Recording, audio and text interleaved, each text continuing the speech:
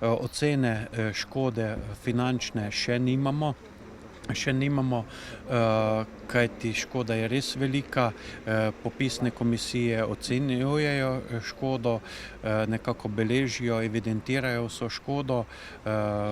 Zagotovo bo pa šla preko 1 milijon evrov in več na celotnem tem območju, kajti moramo izpostaviti tudi kmetijske površine. Veliko je teh kmetijskih površin, poljščin, zelo majhen delež pa je zaščiten s protitočno mrežo, predvsem sadovnjaki, ostalo pa je povsem uničeno, tako v sadovnjakih, vinogradih, kot tudi na poljih. Občina ima v skladu z zakonom oblikovano rezervo za naravne nesreče.